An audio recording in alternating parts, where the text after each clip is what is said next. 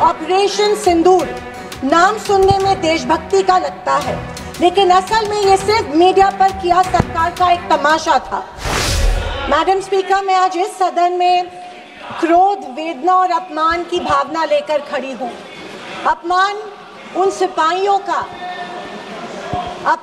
सिपाहियों का जिनको सीज फायर की ऑर्डर अपने देश के प्रधानमंत्री से नहीं बल्कि एक विदेशी से मिली। वेदना उन परिवारों की जिन्होंने पहलगाम के आतंकी हमले में अपने परिजनों को खो दिया। और क्रोध इस सरकार पर जो आज तक पहलगाम के आतंकी हमलावरों को न पकड़ पाई है और ना ही उनके कुछ सुराग ढूंढ पाई है। ऑपरेशन सिंदूर नाम सुनने में देशभक्ति का लगता है, लेकिन असल में ये सिर्फ मीडिया पर किया सरकार का एक तमाशा था। कोई नहीं बता रहा है कि इस ऑपरेशन में हासिल क्या हुआ, कितने आतंकी पकड़े गए, हमारे कितने फाइटर जेट्स गिराए गए, कौन जिम्मेदार है, कौन किसकी गलती है। इसका हिसाब देने का दायित्व इस सरकार का है, मगर देश में सवाल पूछने पर ही पाबंदी है, क्योंकि ये सरकार सवाल सुनना ही नहीं चाहती है, बल्कि ये सरकार जवाबदेही से ही भागती है। अध्यक्ष महोदय, आज की परिस्थितियों को देख मुझे रोम में बने कॉलिसियम की याद आती है। विश्व की सबसे अविस्मरणीय और पुरानी इमारतों में एक है। रोम में बनी कॉलिसियम मनुष्य की कल्पकता और निर्माण क्षमता का एक अभूतपूर्व मिसाल है, पर इसके अलावा वो एक गंदे और घिनौनी राजनीति का भी प्रतीक है। कहा जाता है कि इसका निर्माण उस समय की जनता को खेल और मनोरंजन में उलझाए रखने के लिए किया गया था, ताकि जनता का मूल मुद्दों पर से ध्यान भटक जाए। कुछ ऐसा ही आज हमारे देश की सरकार करती प्रतीत हो रही है। पर अब खेल और मनोरंजन ही काफी नहीं है। किसी महत्वपूर्ण इलेक्शन के पहले आतंकी हमला और फिर सरकार की जवाबी कार्रवाई। आतंकी आए कहां से, कहां गए, ये सरकार को कुछ नहीं पता, पर हमें पड़ोसी देश पर आक्रमण करना है और उसके आधार पर वोट बटोरने हैं। पहलगाम के आतंकी हमले में मारे गए बेगुनाहों की अभी चिता भी ठंडी नहीं हुई थी कि देश के प्रधानमंत्री बिहार में चुनावी रैली संबोधित करने गए। कोई जिए कोई मरे, इनको कुछ फर्क नहीं पड़ता। ये 24/7 चुनावी मोड में रहते हैं।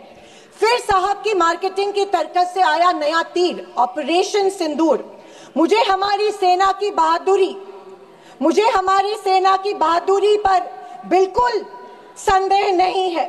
मुझे हमारी सेना की बहादुरी और वीरता पर बिल्कुल संदेह नहीं है, पर इस सरकार की दुर्जनता की सीमा देखिए कि सेना के जवानों को लड़ने जरूर भेजती है, पर हमला होने के पहले दुश्मनों को आगाह भी कर देती है। वाह, ये हमारे परराष्ट्र मंत्री का बयान था। क्या यही कारण है कि हमारे जेट्स दुश्मन के द्वारा गिराए गए? क्या ये हमारी सेना के जवानों के जानों के साथ खिलवाड़ नहीं थी? खैर, जो इंसान मानता हो कि इस सेना के जवान की तुलना में एक व्यापारी ज्यादा खतरा मोल लेता है, उससे हम अपेक्षा ही और क्या करें। ये मूर्खता है या फिर देशवासियों को मूर्ख बनाया जा रहा है? ऑपरेशन सिंदूर से देश को क्या हासिल हुआ? अमेरिका के दबाव में किया गया एक शर्मनाक सीज फायर। फॉरेन पॉलिसी ऐसी कि मित्र देशों ने आतंकवाद की निंदा तो की, पर पाकिस्तान की नहीं। स्पीकर मैडम, प्रधानमंत्री कहते हैं कि ऑपरेशन सिंदूर का जश्न मनाने का पर्व है। किस बात का जश्न मनाए प्रधानमंत्री जी? हमले के पहले आपके विदेश मंत्री दुश्मन को हमले की पूर्व सूचना देते, उसका जश्न मनाए? इसी का असर ये था कि हमारे जेट्स गिराए गए, क्या इसका जश्न मनाए? या फाइटर जेट जो क्षतिग्रस्त हुए हैं उनके पायलट्स का क्या हुआ? इस देश को अभी तक उसकी जानकारी नहीं है, क्या उसका जश्न मनाए?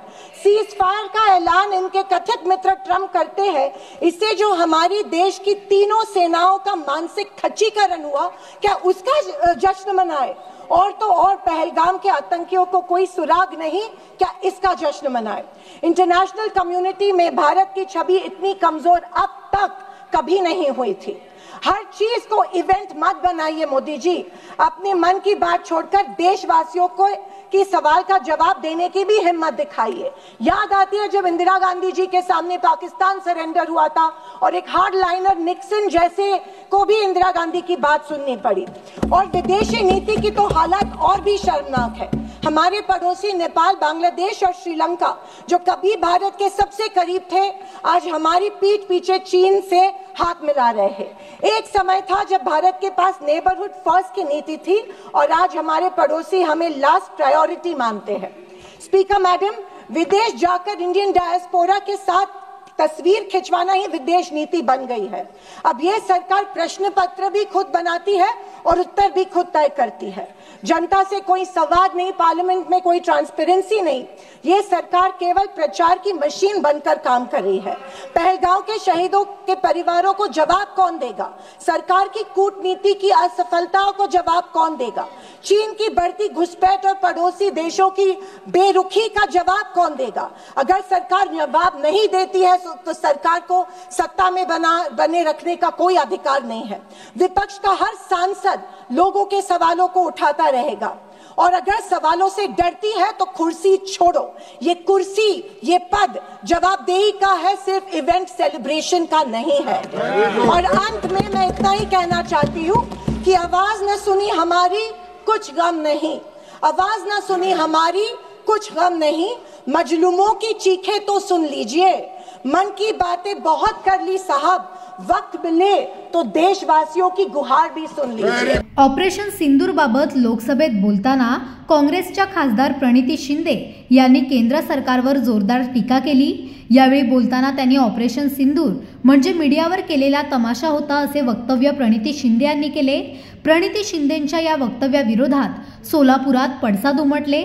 भारतीय सैनिकांबाबत प्रणिती शिंदेंनी तमाशा हा शब्द वापरल्याचा आरोप करत भाजप आमदार देवेंद्र कोठेंनी कार्यकर्त्यांसोबत आंदोलन करत गाढवाला शिंदेंचे बॅनर लावून निषेध केला।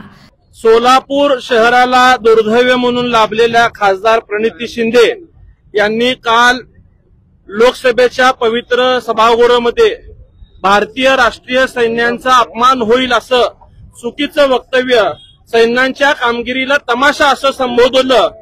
यासाठी मी प्रथमतः खासदारांचा निषेध करतो।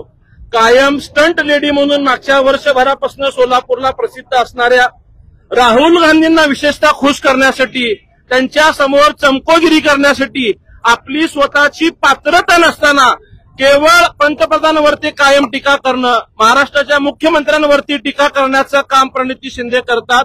आपल्या संपूर्ण भारत राष्ट्राला माहित आहे की पहलगाम मध्ये जो अतिरेक्यांकडून दुर्दैवी हल्ला झाला, विशेषतः जे सपत्नीक त्या ठिकाणी लोक पर्यटनाला आले होते, महिलांच्या समोर त्यांच्या पतींची हत्या करून सिंदूर पुसण्याचं पाप अतिरेक्यांनी केलं होतं। आणि याचा एक तीव्र भावना समस्त भारत राष्ट्रात असताना पंतप्रधान नरेंद्र मोदी साहेब असतील, संपूर्ण भारतीय सेना असेल, यांनी अत्यंत कमी वेळामध्ये पाकिस्तानमध्ये घुसून त्यांच्यावरती कारवाई केली। आणि हे कारवाई करणाऱ्या ह्या हुमा कुरेशी ह्या भारतीय सैन्यातल्या सोबिया कुरेशी ह्या भारतीय सैन्याच्या महिला प्रतिनिधी असताना एखाद्या महिलेचं एखाद्या कारवाईचं समर्थन करणं अपेक्षित असताना त्या कारवाईच्या काळात आपण सगळ्यांनी पाहिलं की सगळ्यांनी पक्ष बाजूला ठेवून त्या कारवाईचं समर्थन केलं। पण केवळ राहुल गांधी समोर चमकोगिरी करण्यासाठी सभागृहाचं, विशेषतः मीडियाचं लक्ष आपल्याकडे जावं म्हणून काल त्यांनी ऑपरेशन सिंदूरवरती शंका व्यक्त केली। आणि त्यांनी ज्या प्रकारे त्याला तमाशा हा शब्द संबोधला, याच्यातनं सर्व भारतीय सैन्यात काम करणारे लोक असतील, त्यांचे परिवार असतील, या सोलापूरसह भारतातल्या सगळ्या नागरिकांच्या भावना दुखावलेल्या आहेत। तुम्हाला ज्यांनी खासदार म्हणून निवडून दिलं त्याही लोकांना कदाचित तुमच्या या वक्तव्याची लाज वाटत असावी। तुम्ही कधीही तुमचा स्वभाव पाहता या कृतीची तुम्ही माफी मागणार नाही। तुम्हाला माहिती आहे की तुमच्या वडिलांनी सुद्धा हिंदू भगवा दहशतवाद शब्द वापरला, अतिरेक्यांना अफजल गुरुजी, कसाबजी असे चुकीचे वक्तव्य केले, परंतु त्यांनी कालांतराने त्या कृतीची माफी मागितली। परंतु एकंदरीत तुमचा स्वभाव पाहता तुम्ही कधीही भारतीय सैन्यांची किंवा भारतीय प्रेमांची माफी मागणार नाही। म्हणून आम्ही सर्व सोलापूरकर, विशेषतः भारतीय जनता पार्टी, आम्ही सर्वजण भारतीय सैन्यांचे माफी मागतो की आमच्या सोलापूरच्या लोकप्रतिनिधींनी तुमच्या कारवाईबाबत असं चुकीचं वक्तव्य केलेलं आहे। या गोष्टीचा आम्ही सगळेजण या ठिकाणी तीव्रपणे निषेध करतो। दरम्यान काँग्रेस पक्षाने आमदार कोठे यांच्या या आंदोलनाची खिल्ली उडवत हे जावई सासूचे आंदोलन होते असे सांगत भाजप नेत्यांविरुद्ध आंदोलन केले। जे सोलापूर शहरामध्ये सासू आणि जावाईचं आंदोलन झालं, देवेंद्र खोटे जे आंदोलन केलं त्यामध्ये भारतीय जनता पार्टीचा खोटे अध्यक्ष दिसत नाहीत, भारतीय जनता पार्टीचे नगरसेवक दिसत नाहीत, भारतीय जनता पार्टीचे दुसरे कोणी आमदार दिसत नाहीत। मला वाटलं ते सुधारले असतील, आमदार झाले असतील, पण आणखी ते बालिश आहे मला वाटतंय। तुम्हाला जर तरी बोलणं कळालं नसेल तर इकडे या, आम्ही तुम्हाला सांगतो तरी काय बोललेले आहेत। अख्ख्या देशामध्ये ताईंचं काल भाषण गाजलं, देशामध्ये तरी वाहवा झाली, हे बहुतेक यांना पचलं नाही वाटतं कोटे परिवाराला। त्यामुळे वेगळं आंदोलन काहीतरी मी शहरामध्ये करतो असं दाखवण्याचं, बालिशपणाचं ह्या ठिकाणी कारनामा करण्याचं देवेंद्र खोटे आणि त्यांच्या सासूने ह्या ठिकाणी प्रयत्न केलाय। त्यांच्या मध्ये शिंदे साहेब असतील, ताई असतील, किती विष आहे ते विष ओकण्याचं काम देवेंद्र आणि त्यांच्या परिवाराने सासूने या ठिकाणी केल्यासारखं दिसतंय।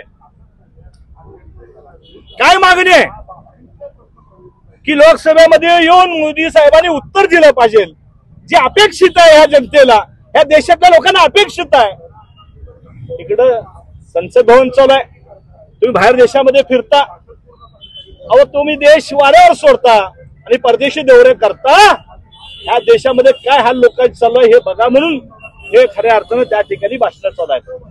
ऑपरेशन सिंदूर मध्ये अद्याप ताईने जे सैनिक आहेत त्यांचा सन्मान, त्यांचा उंची वाढवण्याचं त्यांनी भाषण केलेलं आहे आणि देशातल्या लोकांना, नागरिकांना कळावं, मोदींनी उत्तर द्यावं याकरता अनेक खासदारांनी त्या ठिकाणी मागणी केलेली आहे। त्यामुळे प्रणिती शिंदे यांच्या लोकसभेतील भाषणातून वक्तव्यानंतर सोलापुरात भाजप आणि काँग्रेसची परस्पर टीका टिप्पणी आणि आंदोलन पाहायला मिळालं।